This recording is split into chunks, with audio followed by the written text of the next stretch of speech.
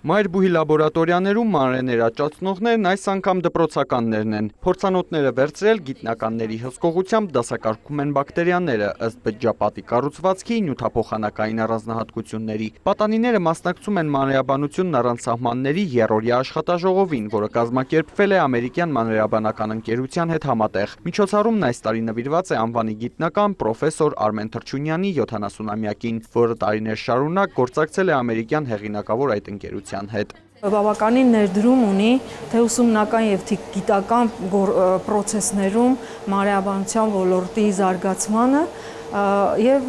հատկապես նա նաեւ ներգրաված է եղել տարիներ շարունակ աշակերտների դասագրքերի կազմման մեջ, խմբագրման մեջ։ Աշակերտները մասնակցում են դասախոսությունների, լաբորատոր հետազոտությունների, տեղում ծանոթանում մանրէների առանձնահատկություններին, տարածվածությանը, կիրառման տարբերակներին, լսում են, թե որոնք են թշնամի եւ բարեկամ բակտերիաները, ինչ դեր ունեն մեր կենցաղում եւ ինչ գլոբալ մարտահրավերներ են առաջացնում, օրինակ հակաբիոտիկների դեմ կայունության ձեռքբերումը։ Ես զգացի, որ դա լրիվ թվում է, թե հայտնի է, բայց աշակերտները զգացի, որ անտեղյակ էին, որ կա նման երևույթ հակաբիոտիկների նկատմամբ կայուն մանրէներ, ինչ է հակաբիոտիկ, ինչպես են ձեռքբերում կայունությունը մանրէները հակաբիոտիկների նկատմամբ եւ ինչու է դա գլոբալ խնդիր համարվում այժմ։ Փորձեր արել ենք, փորձերին մասնակցել եմ, շատ հետաքրքիր փորձեր ենք արել, հետաքրքիր բաների հետ ենք ծանոթացել, թե սարքավորումներն են հետաքրքիր, թե այդ ամենը մոտիկից տեսնելը։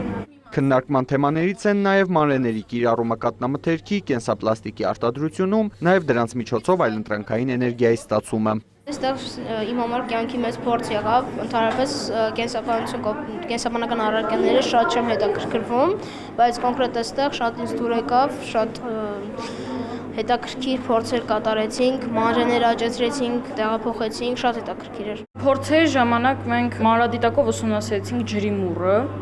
ապա փորձեցինք ներկել բակտերիան եւ փորձեցինք հասկանալ իր կամ բացասական է կամ դրական է։ Այսպես կենսաբանության ֆակուլտետում փորձում են մեծացնել դպրոցականների հետաքրքրությունը դեպի բնագիտությունը։ Աշխատաժողովը լավ հնարավորություն է ծանոթանալու պահանջարկ ունեցող այլ մասնագիտություններին, քանի որ աշակերտները շրջելու են նաև բուհի մյուս ֆակուլտետներում։ Ես օրինակ ուզում եմ իմ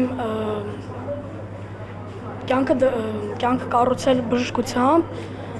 ուզում եմ դառնալ բժիշկ եւ կենսաբանությունը իմ համար շատ կարեւոր է։ Ես ուզում կրկնօրինակեմ բոլոր լավ մարդկանց, ովքեր որ կյանքեր են փրկում։ Երրորդյա աշխատաժողովի ընթացքում կկազմակերպվեն նաև պանելային քննարկումներ, հարց-պատասխան գիտնականների հետ, շրջայցեր ԵՊՀ վերազինված լաբորատորիաներ, նաև թեմատիկ խաղ վիկտորինա։ Արամ Մարանդյան, Ռոմիկ Խաչատրյան, լուրեր։